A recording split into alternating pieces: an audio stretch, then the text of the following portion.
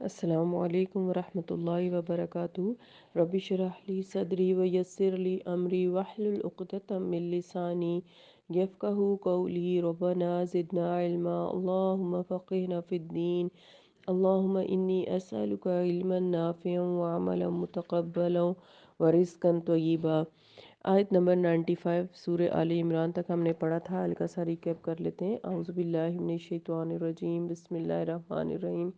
لن تنالوا البر حتى تنفقوا مما تحبون وما تنفقوا من شيء فإن الله به علیم۔ تم اس وقت تک اصل نیکی حاصل نہ کر سکو گے جب تک وہ کچھ اللہ کی راہ میں خرچ نہ کرو جو تمہیں محبوب ہو، اور جو کچھ بھی تم خرچ کرو گے اللہ اسے خوب جانتا ہے۔ بنی اسرائیل کے لیے کھانے پینے کی سب چیزیں حلال تھیں مگر وہ چیزیں جنہیں تورات کے نزول سے پہلے اسرائیل یعقوب علیہ السلام نے خود اپنے اوپر حرام کر لیا تھا۔ آپ صلی اللہ علیہ وسلم ان یہود سے کہیے کہ اگر تم اپنے دعوے میں سچے ہو تو تورات لاؤ اور اس میں سے وہ عبارت پڑھو، یعنی جس میں یہ چیزیں حرام ہیں۔ پھر اس کے بعد بھی جو لوگ اللہ کی طرف جھوٹی باتیں منسوب کریں تو ایسے ہی لوگ ظالم ہیں۔ آپ صلی اللہ علیہ وسلم کہہ دیجئے، ان سے کہیے کہ اللہ نے جو کچھ فرمایا ہے سچ فرمایا ہے، لہٰذا تمہیں سیدنا ابراہیم علیہ السلام کے طریقے کی پیروی کرنی چاہیے جو کہ اللہ ہی کے ہو گئے تھے اور وہ شرک کرنے والوں میں سے نہیں تھے۔ آیت نمبر 96 آج کی آیات۔ ان اول بیت وضع للناس للذی ببکۃ مبارکا وہدی للعالمین۔ بلا شبہ سب سے پہلا گھر عبادت گاہ جو لوگوں کے لیے تعمیر کیا گیا وہی ہے جو مکہ میں واقع ہے۔ اس گھر کو برکت دی گئی اور تمام جہان والوں کے لیے مرکز ہدایت بنایا گیا ہے۔ تو یہاں پر قبلہ اول کعبہ ہے، اس کی بات ہو رہی ہے۔ یہ یہود کے ایک دوسرے اعتراض کا جواب ہے۔ ان کا اعتراض یہ تھا کہ تمام انبیاء کا قبلہ بیت المقدس ہی رہا اور تمام انبیاء نے وہاں ہجرت کی، لہٰذا یہ مقام کعبہ سے افضل ہے۔ اب مسلمانوں نے بیت المقدس کے بجائے کعبہ کو اپنا قبلہ بنایا ہے تو یہ ملت ابراہیمی سے منہ پھیرنا ہے۔ اس اعتراض کا جواب اللہ تعالیٰ نے یہ دیا کہ لوگوں کی عبادت کے لیے سب سے پہلے جو گھر تعمیر ہوا تھا وہ بیت اللہ ہے، نہ کہ بیت المقدس ہے، کیونکہ بیت اللہ ہی وہ گھر ہے جسے سیدنا ابراہیم علیہ السلام نے اللہ ہی کی عبادت کے لیے لوگوں کے لیے مرجع کی حیثیت سے تعمیر کیا تھا۔ بیت المقدس کو تو سیدنا سلیمان علیہ السلام نے سیدنا موسیٰ علیہ السلام کی وفات کے 400 سال بعد تعمیر کیا تھا۔ سیدنا سلیمان علیہ السلام ہی کے عہد میں یہ قبلہ اہل توحید کے لیے بنایا گیا، لہٰذا قبلہ اول تو دراصل خانہ کعبہ ہے۔ تحویل قبلہ پر یہود کے اعتراض کا جواب ہم سورہ بقرہ آیت نمبر 142 سے 150 تک پڑھ چکے ہیں۔ مگر یہود چونکہ اپنے اس اعتراض کو اس کے بعد بھی بار بار دہراتے رہے، لہٰذا پھر سے ان کے اعتراض کا تاریخی پہلو سے چوتھے پارے میں جواب دیا جا رہا ہے۔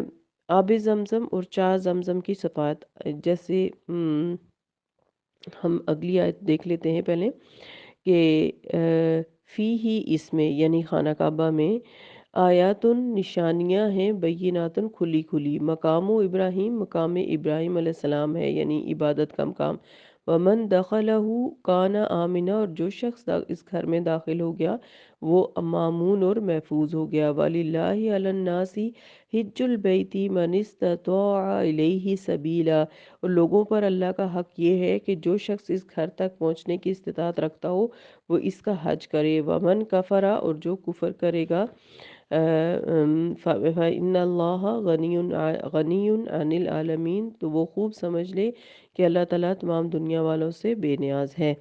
تو یہاں ہم دیکھ لیتے ہیں کہ فرمایا گیا فی ہی آیات بینات، اس خانہ کعبہ میں کھلی کھلی نشانیاں ہیں، یعنی اس میں آب زمزم چائے زمزم ہے، اس کی کیا کیا صفات ہیں؟ آیات بینات سے مراد ایسی واضح نشانیاں جنہیں سب لوگ دیکھتے یا دیکھ سکتے ہیں، مثلاً یہ کہ یہ گھر ایک لک و دک میدان میں تعمیر کیا گیا، یعنی وہاں اس وقت کوئی آبادی نہیں تھی، اسی جگہ اللہ تعالیٰ نے معجزانہ طور پر زمزم کا چشمہ پیدا فرمایا، اور اس سے بڑا معجزہ یہ کہ دنیا بھر کے مسلمان وہاں جا کر یہ پانی استعمال کرتے اور اپنے گھر میں لاتے، مگر اس چشمے کا پانی ختم ہونے میں نہیں آتا، نیز یہ پانی بھوک اور پیاس دونوں کو دور کرتا، اور کئی بیماریوں کے لیے شفا ہے۔ پھر اس گھر کو اللہ نے ایسا مامون یعنی امن والا بنا دیا کہ اگر کسی کا جانی دشمن بھی کعبہ میں داخل ہو جائے تو وہ اسے نقصان پہنچانے کی جرات نہیں کر سکتا۔ نیز اللہ تعالیٰ نے کعبہ کے علاوہ اس پورے علاقے کو پرامن حرم بنا دیا ہے۔ بیت اللہ کی برکات، معجزات اور حرم مکہ کی صفات تقریباً 2500 سال سے سارا ملک عرب جاہلیت کی وجہ سے انتہائی بدامنی، لوٹ مار اور قتل و غارت وغیرہ میں مبتلا رہا، مگر ملک بھر میں کعبہ ہی ایک ایسا خطہ تھا جہاں امن قائم رہا۔ یہ کعبہ ہی کی برکت تھی کہ سال بھر میں 4 مہینوں کے لیے پورے ملک کو اس کی بدولت امن میں اثر آ جاتا تھا۔ سارے ملک میں لوٹ مار کا بازار گرم رہتا، مگر قریش کے قافلے محض کعبہ کے متولی ہونے کی بنا پر بلا خطر سفر کیا کرتے تھے، حتیٰ کہ جو تجارتی قافلے قریش کی امان میں آ جاتے ان سے بھی کسی کو تعرض کرنے کی جرات نہ ہوتی۔ نیز بعثت سے تقریباً نصف صدی پہلے بھی جب ابرہہ نے کعبہ کی تخریب کے لیے مکہ پر جو حملہ کیا تھا تو ابابیلوں یعنی چھوٹے چھوٹے پرندوں کے لشکر نے ان ہاتھیوں والی فوج کا جس طرح ستیہ ناش کر دیا تھا وہ بھی زبان زد عام ہے۔ سب سے بڑھ کر یہ کہ لک و دک اور پتھریلے میدان کے بسنے والوں کے لیے اللہ نے رزق رسانی کا ایسا بہترین انتظام کر دیا کہ اطراف و جوانب سے ہر قسم کے پھل اور غلے موزانہ طور پر کھنچے چلے آتے ہیں، اور مکہ کو ایک مرکزی تجارتی منڈی کی حیثیت حاصل ہے۔ اور یہ ایسی باتیں ہیں جنہیں سب لوگ خود اپنی آنکھوں سے ملاحظہ کر سکتے ہیں۔ علاوہ ازیں کعبہ کے پاس مقام ابراہیم علیہ السلام وہ پتھر بھی بدستور موجود ہے جس پر کھڑے ہو کے سیدنا ابراہیم علیہ السلام نے کعبہ تعمیر کیا تھا، اور صفا اور مروہ کی پہاڑیاں بھی جن کے درمیان سیدنا ہاجرہ دوڑی تھیں۔ یہ مقامات شاعر اللہ میں شمار ہوتے ہیں۔ مناسک حج ادا کرنے کے لیے دنیا بھر کے لوگوں کو اسی مقام کی دعوت دی گئی۔ انبیاء سابقین بھی حج کی ادائیگی کے لیے یہیں تشریف لاتے اور ان شاعر کی غیر معمولی تعظیم اور احترام کرتے رہے ہیں۔ مکہ کے حرمن آمنن ہونے کی تفسیر درذیل آیات میں ملاحظہ فرمائیے کہ فتح مکہ کے بعد ہجرت کی فرضیت کا خاتمہ۔ سیدنا عبداللہ بن عباس رضی اللہ عنہما فرماتے ہیں، جس دن مکہ فتح ہوا اس دن رسول اللہ صلی اللہ علیہ وسلم نے خطبہ ارشاد فرمایا اور کہا، آج کے بعد ہجرت فرض نہیں رہی، البتہ جہاد اور اس کی نیت بدستور باقی ہے، اور جب تم سے جہاد کے لیے کہا جائے تو نکل کھڑے ہو۔ یہ وہ شہر ہے کہ جس دن اللہ نے آسمانوں اور زمین کو پیدا کیا اسی دن سے اس کو حرمت دی، اور اللہ کی یہ حرمت قیامت تک قائم رہے گی، یعنی کعبہ کی یہ حرمت۔ یہاں مجھ سے پہلے کسی کو لڑنا درست نہ ہوا اور مجھے بھی ایک گھڑی کے لیے اجازت دی گئی، پھر اس کی حرمت قیامت تک کے لیے قائم ہو گئی۔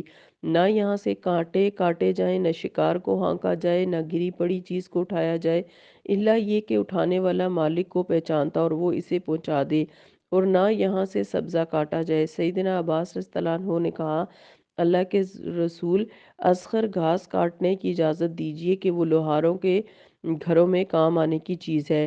آپ صلی اللہ علیہ وسلم نے فرمایا، اچھا اذخر کی اجازت ہے۔ یہ صحیح بخاری کی حدیث ہے۔ اس حدیث سے مکہ کی حرمت اور تعظیم سے متعلق درج ذیل امور کا ہمیں پتہ چلتا ہے۔ نمبر 1، حرم مکہ میں فوج کشی اور جدال و قتال ممنوع ہے، اور مکہ کی یہ حرمت تا قیامت بحال رہے گی۔ اسی طرح آپس میں جدال و قتال بھی ممنوع ہے۔ حرم مکہ کے شکاری جانور بھی محفوظ اور مامون ہیں، ان کو نہ شکار کیا جا سکتا ہے نہ شکار کے لیے ہانکا جا سکتا ہے۔ نمبر 3، حرم مکہ کے درخت اور پودے بھی محفوظ و مامون ہیں، انہیں بھی کاٹنا ممنوع ہے، البتہ بعض اقتصادی ضرورتوں کے پیش نظر اصغر گھاس کاٹنے کی اجازت ہے۔ نمبر 4، حرم مکہ میں گری پڑی چیز اٹھانا ممنوع ہے، الا یہ کہ اٹھانے والا چیز کے مالک کو جانتا ہو اور وہ مالک تک خیر سے پہنچانے کا ذمہ دار بنتا ہو تو وہ اٹھا سکتا ہے۔ سیدنا جابر رضی اللہ عنہ فرماتے ہیں کہ میں نے رسول اللہ صلی اللہ علیہ وسلم کو یہ فرماتے سنا ہے، تم میں سے کسی کے لیے جائز نہیں کہ مکہ میں ہتھیار لگائے ہوئے پھرو، البتہ موذی جانوروں کو حرم مکہ میں مار ڈالنے کی اجازت ہے۔ سیدنا عبداللہ بن مسعود رضی اللہ عنہ فرماتے ہیں کہ ہم منی میں مقیم تھے کہ ایک سانپ ہم پر کودا تو نبی صلی اللہ علیہ وسلم نے فرمایا، اسے مار ڈالو۔ یہ صحیح بخاری کی حدیث ہے۔ نیز سیدہ عائشہ رضی اللہ عنہ فرماتی ہیں کہ رسول اللہ صلی اللہ علیہ وسلم نے فرمایا، 5 جانور بدذات ہیں، انہیں حرم میں بھی مار ڈالنا چاہیے، اس میں کوا، چیل، بچھو، چوہا اور کاٹنے والا کتا ہے۔ یہ صحیح بخاری کی حدیث ہے۔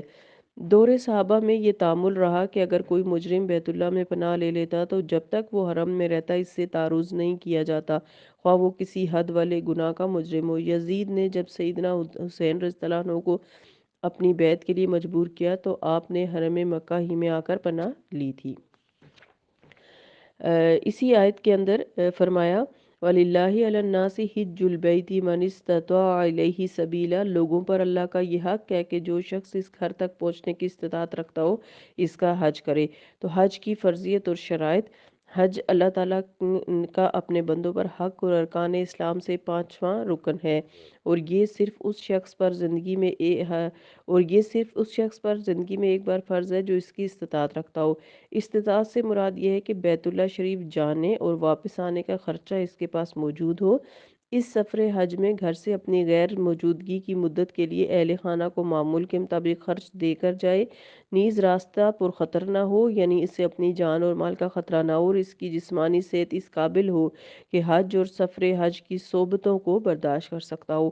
اگر کسی کے پاس حج کا اور اہل خانہ کا خرچہ موجود ہو اور راستہ بھی پرامن ہو مگر جسمانی صحت ساتھ نہ دے سکتی ہو تو کسی تندرست شخص سے اپنی طرف سے حج کروا سکتا ہے، یعنی حج بدل، جو پہلے خود اپنا فریضہ حج ادا کر چکا ہو، اسے حج بدل کہتے ہیں۔ اسی طرح اگر کسی نے حج کی نظر مانی ہو اور نظر پوری کرنے سے بیشتر مر جائے تو اس کے پسماندگان پر اس نظر کو پورا کرنا فرض ہو جاتا ہے، جیسا کہ خود اس پر فرض ہو چکا تھا، خواہ یہ نفلی حج ہو۔ اگر راستہ پرخطر ہے تو جب تک خطرہ دور نہ ہو حج ساقط ہو جاتا ہے۔ قرضہ اٹھا کر یا مانگ کر یا سواری مہیا ہونے کے باوجود پیدل سفر حج کرنا کوئی نیکی کا کام نہیں، اور اگر کسی نے ایسی غلط قسم کی نظر مانی ہو تو اسے ایسی نظر توڑ کر درست کام کر لینا چاہیے۔ پھر آگے فرمایا گیا کہ وَمَنْ كَفَرَ فَإِنَّ اللَّهَ غَنِيٌّ عَنِ الْعَالَمِينَ، تو جو شخص اس کا انکار کرے یعنی حج کرنے کا، وہ خوب جان لے کہ اللہ تعالیٰ دنیا والوں سے بے نیاز ہے۔ یعنی جو شخص استطاعت رکھتا ہو پھر جان بوجھ کر حج کا ارادہ نہ کرے اور اس سے غافل رہے تو ایسے شخص کے لیے حدیث شریف میں بڑے سخت الفاظ وارد ہوئے ہیں۔ اللہ کو حدیث کے الفاظ ہیں، اللہ کو کچھ پرواہ نہیں کہ ایسا شخص یہودی ہو کر مرے یا نصرانی ہو کر، یعنی وہ بہرے طور مسلمان نہیں اور اس کا مسلمان ہونے کا دعویٰ غلط ہے۔ یعنی جس کے پاس مالی طور پر بھی استطاعت ہو، صحت بھی ٹھیک ہو، راستہ بھی پرامن ہو، اور اس کے باوجود وہ محض اپنی سستی اور غفلت کی وجہ سے حج نہ کرے یا حج کرنے کو اہمیت نہ دے تو اس کو مسلمان نہیں کہا گیا۔ اللہ تعالیٰ ہم سب کو عمرہ اور حج کی توفیق عطا فرمائے اور ہمیں استطاعت دے کہ ہم یہ مبارک سفر کر سکیں اور ہم مبرور حج کر سکیں، عمرہ کر سکیں، آمین۔ آج کی تفسیر یہیں تک ہے، انشاءاللہ اس سے آگے پھر دیکھیں گے۔ سبحانک اللہم و بحمدک، نشہد ان لا الہ الا انت، نستغفرک و نتوب الیک۔ السلام علیکم ورحمۃ اللہ وبرکاتہ۔